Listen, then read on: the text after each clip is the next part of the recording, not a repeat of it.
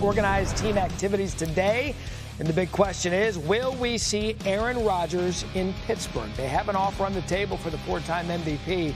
Quarterback hasn't said if he's going to play next season. So the Steelers are rolling with Mason Rudolph, Skylar Thompson, and rookie Will Howard. That is for now. And that is when we bring in Jeff Darlington and Tim Hasselbeck to discuss things. And Jeff, all eyes, we know, quarterback room, just gave you the list. We know they've been pursuing Aaron Rodgers. Where does that stand? Well, nowhere at this point. I can tell you this. With OTAs starting for the Pittsburgh Steelers, it will be Mason Rudolph taking those first-team reps while the team continues to wait for Aaron Rodgers.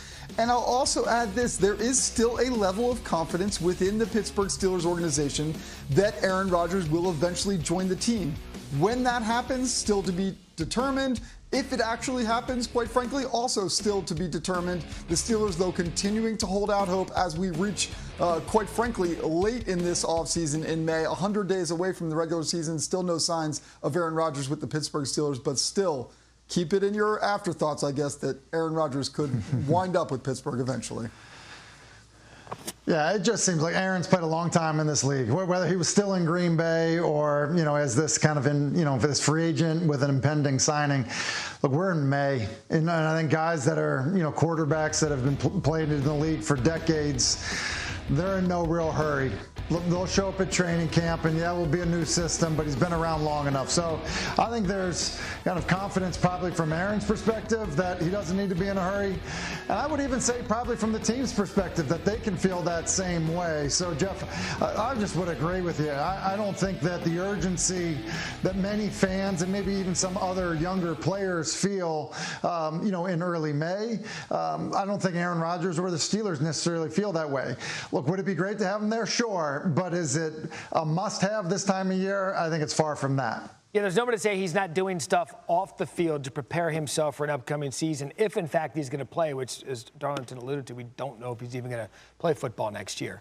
Speaking of quarterback quandary, the Browns, they begin OTAs today. They've got 4 guys in their quarterback room. That, of course, includes Shedeur Sanders. That doesn't count the injured Deshaun Watson. So, Hasselbeck, what are the challenges that come with managing a quarterback room of that size?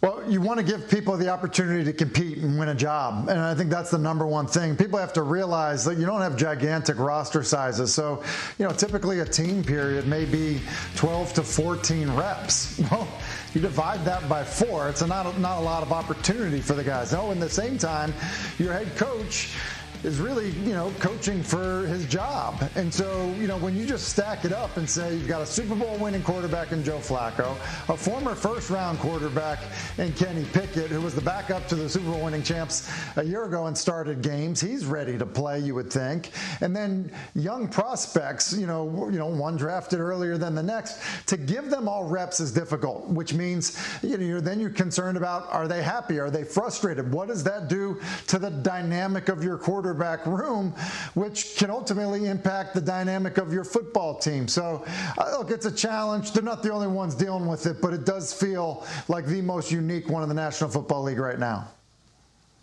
You're absolutely right. This is one of the more understated and complicated components to drafting multiple players and adding free agents.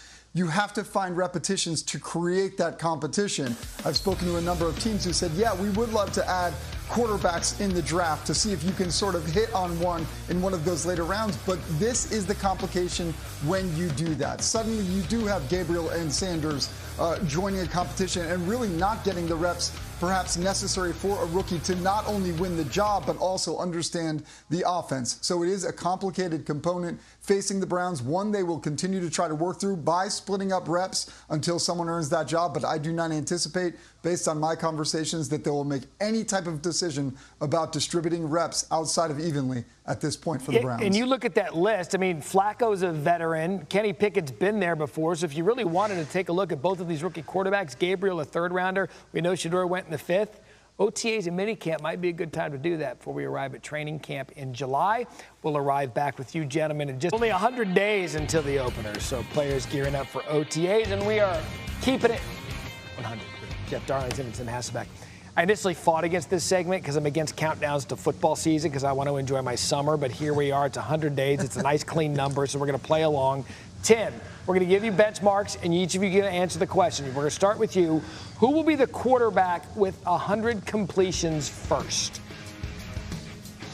I'm going with Tua Tagovailoa, and partly because just the style of their offense. They get the ball out quickly. They obviously, have really talented wide receivers is the reason they do it. And you go back 2 years ago, Tua had 560 completions. He's usually one of these guys that kind of hovers right around 70% completion percentage. So I guess this is outside the box a little bit, but I think Tua is going to get there because of that style of offense.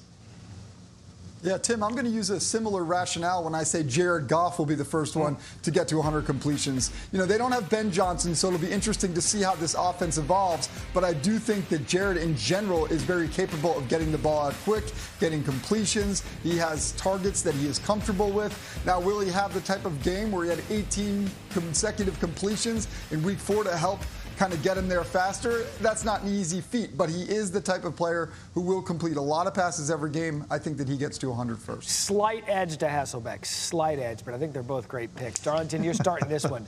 Who's going to be the first wide receiver with 100 catches?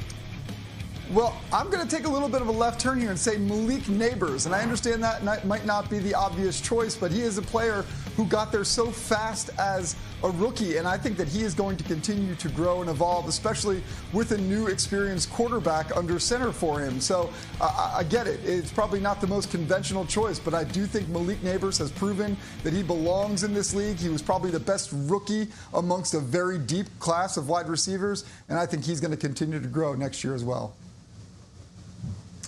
And for me, I'm going Jamar Chase. I struggled when I'm looking at it and saying, look, you got to fight for opportunities. There's a good complementary, if not number one receiver opposite him. That being said, there's a contract year for the wide receivers in Cincinnati, and he still caught 127 balls. So, look, I think when it matters the most, when it's in crunch time, Joe Burrow is looking for Jamar Chase. And so one of the most talented guys in the league, I'm going to say that it's Chase. Only 10 receivers last year in the league had 100 receptions. Both of those good choices. Hasselbeck, you're back up. Who's going to be the first running back, not carries, the first running back with 100 touches? We're on Saquon Barkley. He touched the football over 370 times last year. And when you think about the change at offensive coordinator for the Eagles, you're under a lot of pressure. And one of the things you do when you're a lot of pressure is you just get the ball to your playmakers. Well, look, the reality is the playmaker in Philadelphia is Saquon Barkley. So I think they're going to feed him early and often. I don't think it's about saving him throughout the year.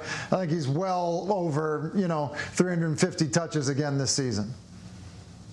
Yeah, I could try to get cute here and disagree and try to pick someone else. For the sake of creativity, I just can't do it. Saquon Barkley is that guy. The Eagles found their recipe to success. They will not steer away from it. And quite frankly, maybe the fact that the tush push remains a legal play will reduce some of those touchdowns, but I don't think it reduces the number of touches. Saquon Barkley is still the first to get to 100. Yeah, there's something obvious, and Saquon is obviously that one for that category. Darlington, sticking with you, who's going to be the first player with 100 tackles? Well, I'm going to go Zaire Franklin, who did it so effectively for the Colts last season. But the only reason I'm a little bit concerned about this is because of the injury that he's currently facing. We'll see if he can be healthy in time for the regular season. The team does expect him to be ready in time for training camp. He underwent a pretty minor cleanup during the offseason, but I think that Franklin will get back and be the guy to get to well over 100 tackles and be the first to do it this season. Yeah, and I'm going Robert Spillane. Some of these, not household names necessarily when you get to this point, but Spillane has had, over 140 tackles each of the last 2 seasons. Talk to Antonio Pierce, and he would be the one to tell you, this is the guy that we wanted to build things around in Las Vegas. Guy's just a football player. Came into the league, undrafted, plays like a guy that came in undrafted with a chip on his shoulder. He's the kind of guy that, it's hard to get him off the field. He ends up in New England, and so I don't think it's a signing that necessarily gets everyone's attention. He's a New England guy, and Mike Vrabel kind of cut guy. I think he's going to be a dominant player in New England. I think we're going to see the tackles, rack up quickly for him. Gentlemen, you gave this segment 100%. I want you to keep your calendars clean. We did. October 28th, Tuesday, October 28th, we're going to bring you back, and we're going to do a status report on all of these. So, Darlington, clear the schedule. Hasselbeck, you're free. Yeah, you better believe it. Hôm nay mình sẽ hướng dẫn các bạn cách làm một tấm lót cốc đơn giản từ len nhé. Nguyên liệu của mình đây nhá, mình sẽ sử dụng 3 màu sắc len như thế này để làm này. Màu đen này, màu xanh lá cây và màu trắng sẽ kết hợp lại với nhau nha. Và mình sẽ sử dụng kim móc len để làm. Kéo này. Rồi bây giờ sẽ bắt tay vào làm nha. Mình sẽ sử dụng cái phần len màu xanh trước đi, màu xanh trước nha. Giờ sẽ gỡ len ra.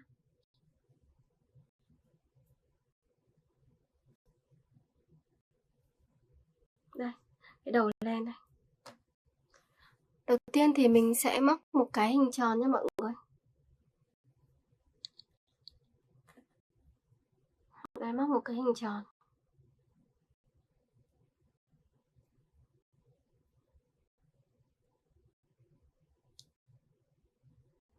Đây, bây giờ sẽ tiến hành móc vào nha mọi người.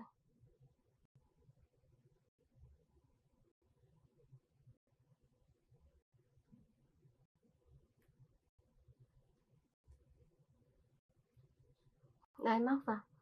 Cứ từng mũi nửa kép một móc xuống, đến khi được hình tròn thì mình dừng nhé. Đây.